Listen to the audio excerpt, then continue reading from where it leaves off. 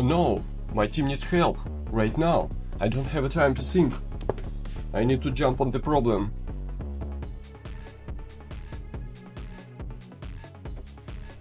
Or not. Hi, today we will discuss the best solution. It's do nothing. So sometimes it's the strategy just to stop and have a little pause. So imagine you are a tired project manager, a lot of tasks around, and the pressure increases day to day. So what if you do nothing? And is it can be a strategy? I would say yes, and at the end of this video you will have the same opinion. So let's think about project manager instinct first. First one, it's always wanting to intervene when you would like to coordinate all meetings, saving burning deadlines and fixing what's broken. Sometimes it's the standard action of project manager, but as you know, in the real life, sometimes you need to block your instinct and think logically about the situation.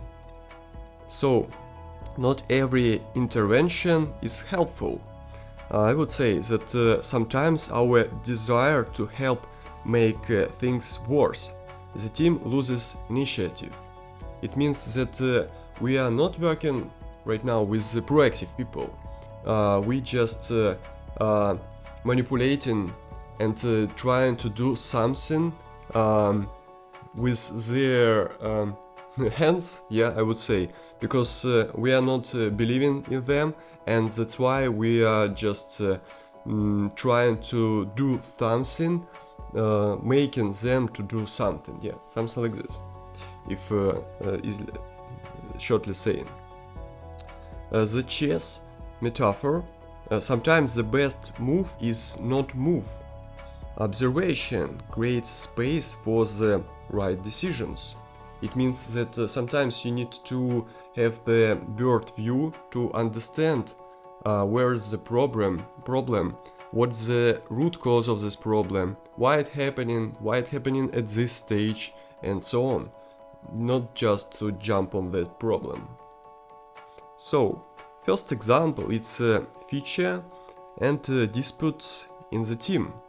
For instance, the team is arguing, developers are passionately discussing the technical implementation of new feature. It's a standard case. First option, what can project manager do? It's intervenes and to provide his solution, some compromise, and the team agrees with this, but losing the initiative. It means that project manager, he like a leader, he showed them the path and said that we will go in this direction, and that's why he just reduced their motivation. And I would say he already stolen their achievements in the future. Option 2, it's PM doesn't intervene and the team comes to better solution. A sense of ownership of the task arises. It means that when you creating such an environment where the team can brainstorm, argue, discuss, and come up with idea as a team, so that they think that their idea, it's their own results, and that's why they have a high level of responsibility, so that you are not pushing them to do something. They just doing this because they want to do in this way. Next one, it's when doing nothing is the right things. For instance, unclear requirements. It's of course the standard case when we have more questions than answers, and you need to wait for the fog to clear.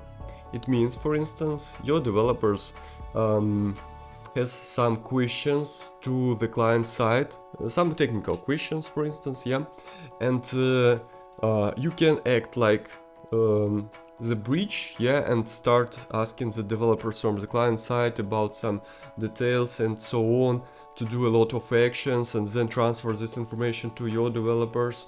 But you can remove yourself from this process and to allow your developers directly communicate peer-to-peer with the client's developers, and they will set up the communication between each other, and that will increase the trust from the client in-house team to your development team and their expertise. Because if you would do like if you would be the bridge between them, and in some common meeting when the developers from the client and your developers come to this meeting, your developers won't be proactive because they will be waiting for some actions from your side, and this definitely won't be a successful story, because in this case you will have this delay all the time, and you will be responsible for all these topics.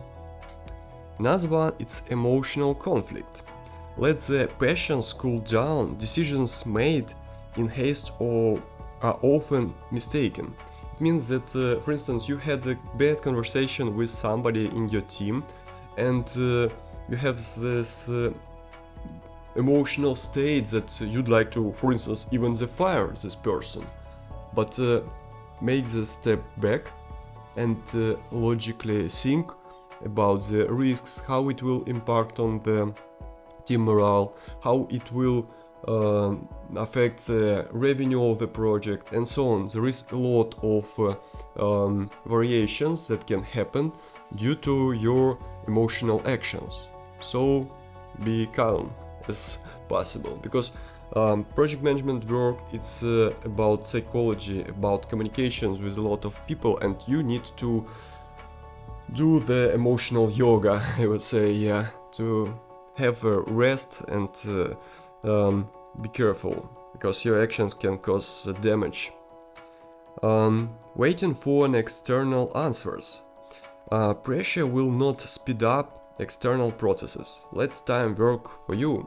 Sometimes your team stuck on some solution due to another team, external team. For instance, they are waiting for DevOps, and DevOps needs to set up some environment, yeah, for deployment, and your developers already finished the coding, yeah, and they are ready to push their code, but the infrastructure is not ready, and you don't need to push your team because they are not able to impact on another team. You can just go and communicate with the team that's responsible for infrastructure, but if they have the timelines like 1 week, yeah, and they are not able to speed up this, so you just need to rest. You can just ask your team to do some code refactoring, to learn new technologies, ask them to increase code coverage and so on. But with artificial intelligence right now, all repetitive activities you can do like this, yeah, very quickly, so that you can just ask your team to learn artificial intelligence features. So yeah. Example number 2, it's angry email from the client. Sometimes bad things happening, and imagine you have the Friday end of the day and the client send you an email with an issue, and your instinct is to respond immediately. And if you see that this situation, this issue, it's not like your prod is down and you immediately need to fix it, because sometimes I had such situations when I had alarm in 3 AM at night and I need to have the calls with United States based clients and to fix this issue. But if it's not your case, it's just, for instance, some bad relationship of your client with someone from your team, with some developer. So sometimes such things happening, yeah, and your developer somehow affected the I don't know, the code review, or they had not a good conversation with the client, yeah, and the client decided that it's rude or something like this, or even the client had a bad day and he decided just to express his emotions on you, and you, like a project manager, needs to be a shield to your team and to be your own shield, yeah, because you need to take care about your psychological state. And sometimes you need to have the time and during the weekend to prepare to the answer. And as in my example, for instance, Monday 9 a.m. and the client writes apologizes himself. And I just provided this kind of example because I had such situation when the client was so rude with me, and I decided not to respond to this because it's not affecting the delivery, it's just emotional thing. And then on Monday he just came to me and said that, Sergey, yeah, I was wrong, sorry for my emotional response. So yeah, the thing's not so horrible, yeah, as I express it. So yeah, pay attention on such kind of things as well, and take a little break. What prevents us from not interfering? It means that sometimes we have this illusion of control. All actually manager has this illusion of control, that you can control everyone, and as you maybe notice, it affects even our personal life when you just trying to control somebody from your family or your friends and so on, and you just such kind of person, yeah. And we believe we can control everything, but you need to get rid of such illusion, because we can control our reactions, personal reactions. We are not able to control reactions of our team members, of the client's reactions, and so on. We can create the environment and try to predict something, and use some tools and techniques to achieve some reactions that you are pursuing, but you are not able completely to cover it, and you need to be prepared that everything can go in completely different direction. Another thing, it's pressure to be everywhere and constant need to be needed and visible.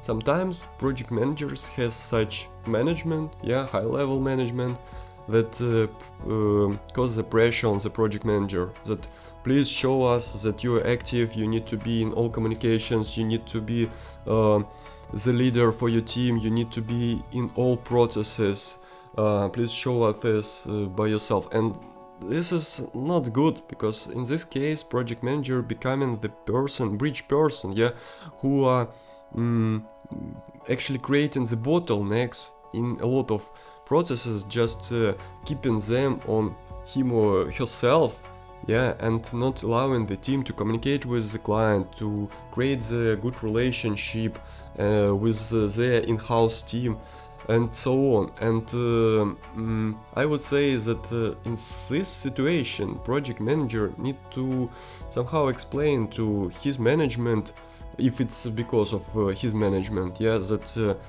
if he or she will be visible all the time, yeah, and just not to allow the team to do any steps without his actions, or just jumping to solve any problem. The team won't be motivated, they won't feel that they're achieving something, and so on, and this will completely destroy any will, yeah, in your team, and they will be just waiting for your decisions, for your actions, and so on. So make sure that you are not in this scenario.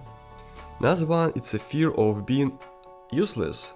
If I don't solve problems personally, yeah, why I'm here? What is my value? I'm not writing the code, I'm not testing the product, I'm not deciding on the product solutions. I'm just, I don't know, reviewing invoices to the client, yeah, I'm just communicating with the client about some escalations, I'm just thinking about what is the environment in the team, I'm just performing one-to-ones and checking the temperature, what is the situation, and I'm just connecting the people, I'm just thinking about risks and so on. Actually, I'm doing a lot of things, but I'm not taking them into account. And you need to understand, if you are not writing the code and testing and so on, you're doing a lot of things on the ground that helps your team to achieve the business goals. And you don't understand this strongly, that you are available, and the sum of actions of your team, it's your result as well. So your role is to be the person who organize all this flow in such scenario, so they can achieve the project and business goals. Another one, it's a lack of trust in the team, and certainly in the ability of others to solve the tasks. For instance, sometimes project managers with a technical background, they see that they can do the tasks even better than the senior developers in their team, because they have this technical background. But you need to understand, you are not developer anymore, and you need to trust to your people, even if they would do this less better, and the quality of their results would be not so perfect as you did it by yourself, for instance, in the past, yeah, of course. And but it's okay, it's their path to become more mature and to gain this experience, because everyone starting from the junior position, trainee even, yeah, and they are passing this middle level, senior level, and so on. And you need to give the people the space to do their own decisions and to learn and make this to allow them those faults. Because if you would be the manager who are not allowing people to do mistakes, they would lose their motivation to work with you.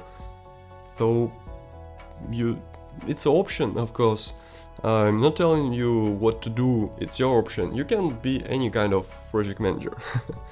So yeah, but I'm just here to inform you. Another example, it's developer and the complex tasks. It's for instance, developer faced with some problem, complex, and this developer not able to do this.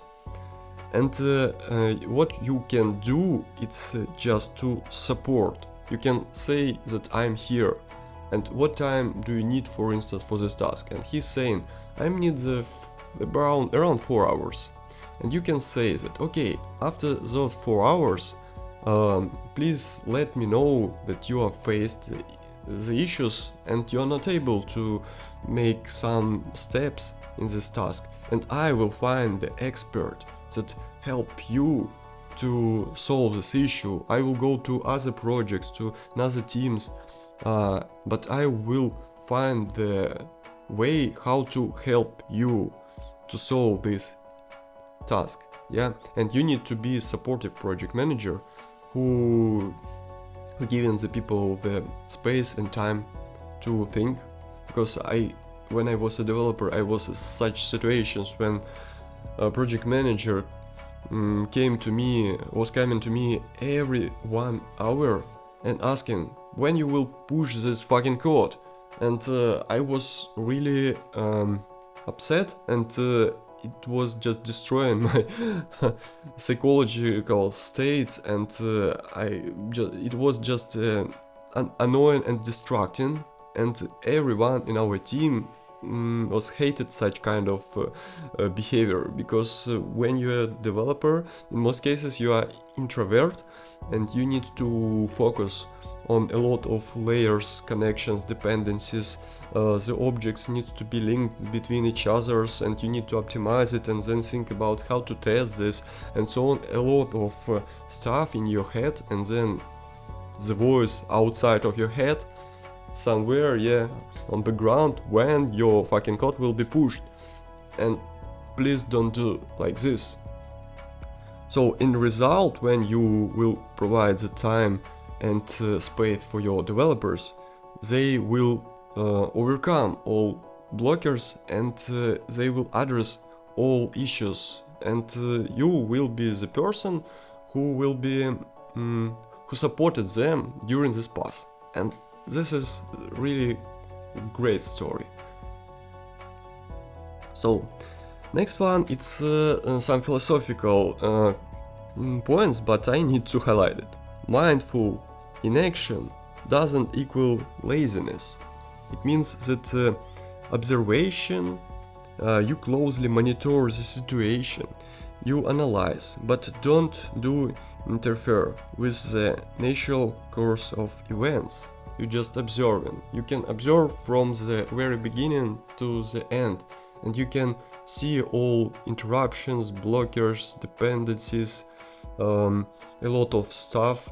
Even it was wrong direction, but you have such tools like retro, and during the retro team can analyze them ways of thinking, and they can just come up with new ideas and integrate new behavior into their delivery flow, yeah, how they would provide the results next iteration.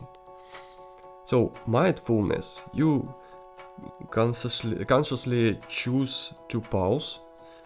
This is a strategy, not a lack of strategy, actually. I think this is obvious, yeah, because it's your decision. It's not just because you forgot to do something. It's your mindful decision. And maturity. This is a sign of an experienced project manager.